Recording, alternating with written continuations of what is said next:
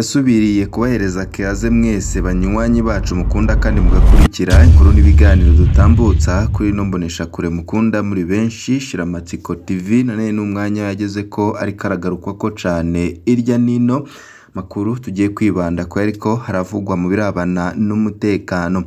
Abasirikare bavuye mu gacerere, harakarwi k'abasirikare kandikiye ikete rikomeye cane Perezida Evariste Ndayishimiye.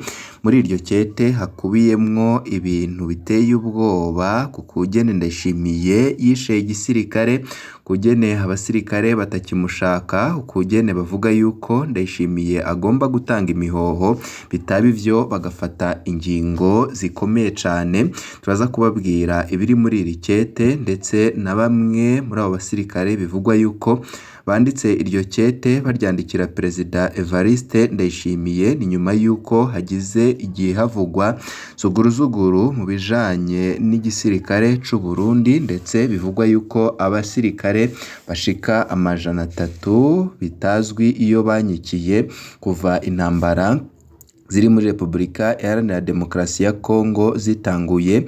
Intambara nyine bivugwa yuko Perezida Evariste Ndayishimiye yashoyemwo abana b'u Burundi. Kuri ubu ngubu hariko harabazwa amafaranga we na mugenzi we w'igihugu ca Kongo kugira ngo buri musirikare wese aronke nyine amafaranga ariko aracira inshuro muri Republika Iharanira Demokarasi ya Kongo, ariko arabazwa ku kugene yashoye abana b'u Burundi bitanyuze mu bwumvikane n'inama nshingamateka ndetse na nkenguzamateka. Ivyagaragaye yuko Ndayishimiye asigaye akengera igisirikare c'u Burundi. Kuri ubu ngubu ikete rikomeye cane riteye ubwoba rikaba ryandikiwe Perezida Evariste Ndayishimiye. Tugiye kugaruka kubikubiye muri iri kete ndetse tubabwire n'icatumye abasirikare bandika rino kete. Ni ibintu vyinshi cane biriko biravugwa ngaha mu gihugu c'u Burundi. Nimba ari umuntu ugeramiwe muri kino gihe ni Perezida Evariste Ndayishimiye, mu gihe himirije n'amatora yo muri 2027, amatora ariko aravugwa ko rumwe n'abasirikare ndetse na bamwe mu bicocoro vy'umugambwe CNDD FDD. Amakuru yo kwizera avuga iki? Ndayishimiye avuga ko Kisekedi aba yaramaze gutembagazwa ku butegetsi iyo atamutabara. Muri iyi nkuru tuja turabira hamwe ivyo Ndayishimiye yishuye ku ngaruka mbi intambara ya Kongo yakwegeye u Burundi. Tugaruke ku bijanye n'ikete rirerire ryanditswe na bamwe mu basirikare bahemukiwe na Ndayishimiye, ndetse turabe n'akabazo k'umumenyeshamakuru Romani Grace wa Jeune Afrique, ivyo yabajije Ndayishimiye ndetse nuko yamwishuye, n'ibindi bibazo vyinshi cane biri mu gisirikare c'u Burundi vyatumye abasirikare bava mu gacerere maze bakandika ikete rikomeye cane baryandikira umukuru w'igihugu c'u Burundi.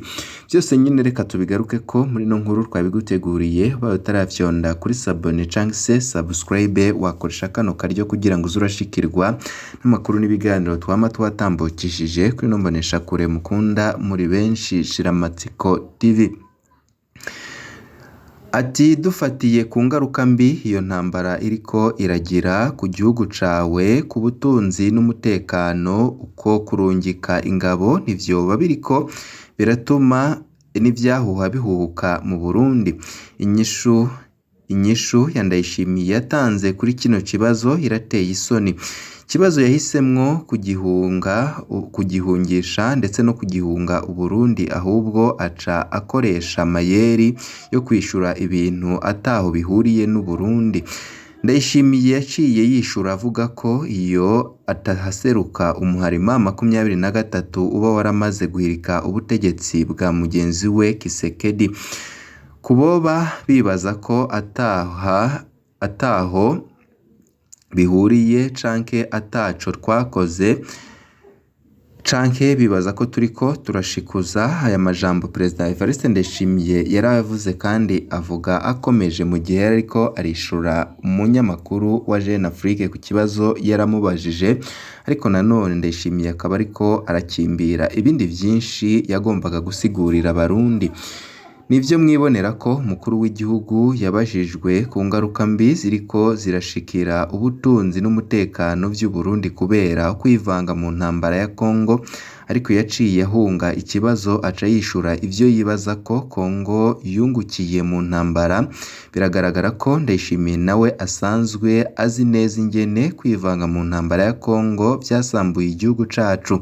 Yarabonye ko hatanaronka aho ahera mu kwerekana ko irya ntambara tacu yagize Uburundi.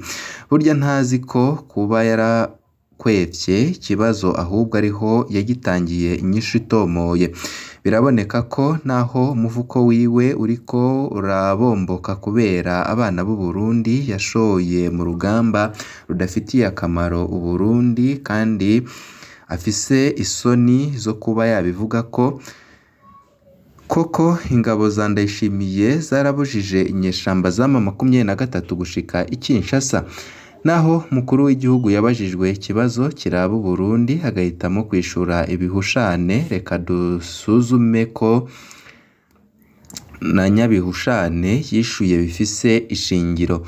Ndayishimiye nahavuga ko ingabo ziwe arizo zatesheje umuhari M23 guhirika ubutegetsi bwa Kongo. Arabesha cane dufatiye ku kugene urugamba rwagenze. Nyamba M23 yerekeje i Kinshasa, ingabo ziwe zorwana urugamba rusa n'urwo zarwanye muri Goma. Ubutegetsi bwa Kisekedi bwohirikwa atacamira mbere y'amasaha makeya cane. Twibutse ko inyeshamba za M23 zafashe igisagara ca Goma ku igenekerezo rya 26 z'ukwezi kwa mbere mwaka 2025. Ukwezi kutarahera zaciye zongera zigarurira igisagara ca Bukavu ku igenekerezo rya 16 z'ukwezi kwa kabiri mwaka 2025. Ibi bisagara byose byari birinzwe n'ingabo z'u Burundi zifatanije n'iza Kongo hamwe n'insoresore za Wazalendo ndetse na FDLR. Uburundi bwahatakarije abasirikare benshi cane harimo n'intwazangabo. Umuhari M23 waciye ushinga ibirindiro vyawo muri ivyo bisagara ubanje kugara ikibuga c'indege ca Goma. Ikibuga c'indege kija kirugururwa iyo umuhari M23 ufise abashitsi kigaca cugarwa. Gushika ubu abategetsi bose bakuru ba M23 baba muri Goma n'umukeba Rutura Joseph Kabila yahoze arongoye ico gihugu ca Kongo imyaka ishika 18. Yavuye ava muri Afrika y'Epfo yinjira kwibera muri Goma, abona nawe kwiyunga n'ihuriro AFC M23. Ubu buzima bw'abanyagihugu muri ivyo bisagara bubandanya ukuri kwamye. Amasoko yacu kandi aremera ukuri kwamye ko umuhari M23 ugatoza amatagisi akazi karabandanya mu mashure n'amavuriro. Ukuri kwamye umuhari uriko urasanura amabarabara wongera wubaka ibiraro n'inyubakwa. Ni nyumvire namwe iyo nsinzi ingabo za Ndayishimiye zahaye Kisekedi. Ibintu ntivyahereye ngaho. Umuhari M23 wavuye ufata ingingo yo kwigarurira igisagara ca Uvira. Uvira yafashwe atanu urusoro ruvuze ku igenekerezo rya 10 z'ukwezi kwa12 mwaka 2025, kuko ingabo za Ndayishimiye n'iza Kongo zakiye zikinjura mu mahoro. Ndayishimiye yaciye yugara umupaka wo mu Gatumba aho Burundi buhana urubibe na Kongo. Akazi yarasigaranye kwari ukuboroga ngo u Rwanda rushaka kumutera. M23 yahavuye yiruka muri Uvira, yikura muri Uvira ku bushake bwayo. Ibisabwe na Trump kugira ngo hakurikizwe ivyaheruka gusinywa amasezerano yo kwigenekerezo rya 4 z'ukwezi kwa12 mwaka 2025. Sinzi Ndayishimiye yihaye ko yahaye Kongo nizo. Turavye kugena ingabo za Ndayishimiye zirukanywe mu birindiro vyazo muri Goma na Bukavu, ubwo twahava tugira icizere ko zori kuburizamwo umugambi wa M23 wo gushika mu murwa mukuru wa Kongo i Kinshasa. tunaravye ukuntu mu mpera z'umwaka izo ngabo nyine za Ndayishimiye zayiciye umurya zikava muri Uvira zitarwanye, ubwo zirafise ububasha bwo guhagarika umugambi wa M23 wo guhirika ubutegetsi bwa Kisekedi. Jewe ndazi ko nejo aho bukera hari hamwe M23 yovyishakira yorari ifashe umujyi wa Karemi na Lubumbashi. Naho hata makuru atomoye dufise, turakeka ko M23 hariyo yirekeye ivyo gushika Kinshasa, guhirika ubutegetsi, nayo ahandi naho ni igikorwa comara umwanya urumerumare. Hari raporo heruka gusohorwa n'ikigo CRG Congo Research Group ca kaminuza ya New York University kivuga ku kutabona kumwe intambara hagati y'abategetsi bo muri AFC M23. Iyo raporo yavuga ko umukuru w'ingabo za M23 General Sultani Makenga ashaka kwibanda ku kubanza gukomeza intara za Kivu, aho ni mu gihe Colonel Nanga arongoye ihuriro kubwiwe yari yifuza ko urugamba rwagurwa rukerekeza Kinshasa ku murwa mukuru kugira ngo baheraheze ubutegetsi bwa Kisekedi. Gushora ingabo zacu muri Kongo vyagize ingaruka nyabaki ku Burundi. Iki nicyo kibazo Ndayishimiye yari yabajijwe, haca hitamwo kutacishura, yivugira ibindi kugira ngo asamaza Abarundi, yamara muri yumvire ko n'ivyo yishuye navyo nyine ari ibinyoma vyambaye ubusa. Reka tubibutse bikuru mu ngaruka mbi ziriko zirashikira igihugu ndetse na Ndayishimiye biturutse ku gushora ingabo z'u Burundi muri Repubulika Iharanira Demokarasi ya Kongo. Tubanze tubibutse ko burya Ndayishimiye yahonyanze ibwirizwa shingiro mu kurungika ingabo muri Kongo kugira ngo abasirikare b'u Burundi barungikwe muri birya bikorwa byo muri Kongo. Mukuru w'igihugu yategerezwa kwisunga ingingo y'amajana 255 n'ingingo y'amajana 260 zibwirizwa shingiro. Izo ngingo zitegeka umukuru w'igihugu kudashora ingabo z'igihugu mu mahanga tabanje kubaza inama nshingamateka. Ntiyashimye kubaza abashingamateka baserukira abandi kuko yarazi ko atanguje urudandazwa rw'abasirikare ruzomwungukira we n'umukenyezi wiwe gusa. Birashoboka ko yanse kwiteranya n'inama nshingamateka kugira ngo ntazohave abazwa amadolari yavuyemwo iyo yaroye. Birababaje cyane kuba abasoda bacu bajanwe mu ntambara mu mahanga hatubahirijwe amategeko agenga igisoda nk'uko ibwirizwa shingiro ribitegekanya mu ngingo tubabwiye aho hejuru. Byongeye igihugu ubwaco kiriko gishikirwa n'ingaruka mbi nyinshi biturutse kuri ico gikorwa kigayitse. Bitebe bitebuke butungane buzokora. Sagaseseshwa rumuri, intambara yo muri Kongo iriko iradusamburira igisoda ku rugero ruteye ubwoba. Abasirikare barababajwe no guhembwa intica ntikize muri iyo ntambara, mu gihe bamenye ko Ndayishimiye we ahabwa amadolari 5,000 kuri buri musirikare ashoye kuri Kisekedi. Ikivyunyura rero abasirikare ntibatahura ico baja gushaka muri Repubulika Iharanira Demokarasi ya Kongo. Abasirikare bacu ntibumva inyungu Burundi bufise mu ntambara ihuza leta ibahuza n'abakongomani ubwabo. Bibabaza cane bikanabaca intege. Barungikwa ku rugamba batateguwe neza. Baranidoga ko atani ibikoresho bikwiye kandi bigezeho bafise. Aho ni mu gihe umwansi bahanganye wewe nyine yipanze neza ku birwanisho bigezweho. Aha ntituvuze ukugene benshi ingabo zacu zahemukiwe n'ingabo za Kongo canke Wazalendo barwanira hamwe.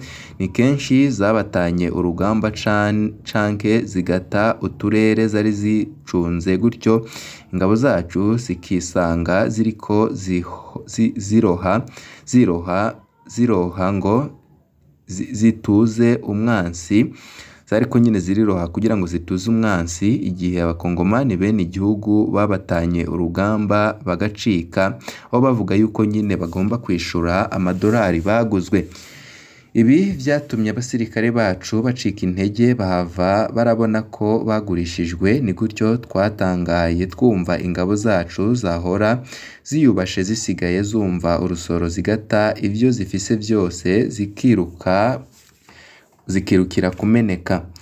Kubera gucika intege tubabwire yuko bahavuye batangura kugarariza kuja ku rugamba. Baratahanywe barapfungwa mu buryo bubabaje kandi bubakuraho agashambara. Abandi banse kuja ku rugamba bahawe igihano co kuzunguruka Uburundi n'amaguru.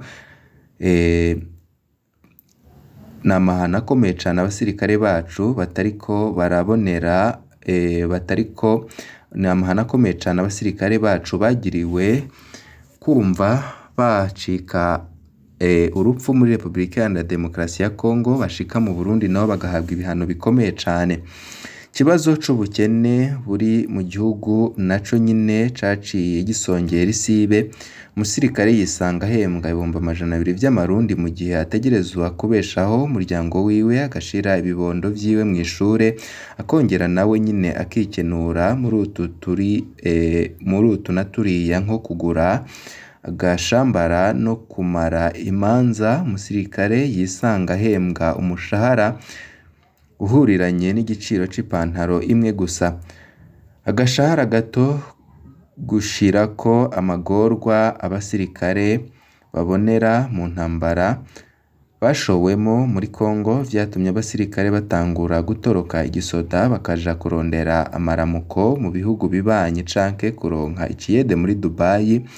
Fokode binyuze kuri Pacifique Nahazwe aherutse gutangaza ko amakuru y'ibanga afise ko igisoda ntikizi iyo ingabo zishika 300 zaroye.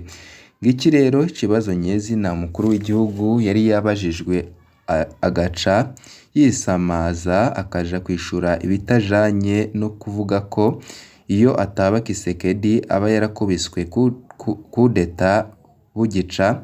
Birumvikana ko Ndayishimiye atari kubahuka kwimena igihute ngo avuge ukuri tuvuze, kuko birateye isoni n'agahinda. Kuri ubu ngubu rero nkuko natangiye mbikubwira, abasirikare bavuye mu gacerere kuko amakuru aturuka amasoko yacu y'ibanga abivuga. Hari umurwi w'abasirikare wandikiye ikete rikomeye cane Perezida Evariste Ndayishimiye, aho mubazaga ibibazo bikomeye cane, aho amafaranga bakoreye yagiye, uko ingabo z'u Burundi ziriko zirahonera muri Kongo azavyishura, ndetse izo ngabo nyine zikaba zandikiye Perezida Evariste Ndayishimiye ko ukugene bariko barabona yishe igisoda akwiye gutanga imihoho, ko gutyo natayitanga nabo nyine bagiye kwikora ko bakora ibisigaye, kuko babona yuko Ndayishimiye ataha ashobora gushitsa igihugu. Iryo kete abasirikare bakaba baryanditse mu gihe Ndayishimiye aherutse kugenwa ngo ari we nyine azaserukira umugambwe CNDD FDD, naho bamwe ndani mu mugambwe bavuga yuko iryo gena batarizi ari we wigennye. Kuri ubu ngubu abasirikare bakaba barakaye cane. Se Ndayishimiye ari buze kumva uyu murwi w'abasirikare canke ari buze guhoyahoya? Ni amakuru yandi ataha turaza kubashikiriza n'ibindi vyinshi, turabandanya gutohoza. Ibe vyiza kuri mwese nivyo ndabipfurije.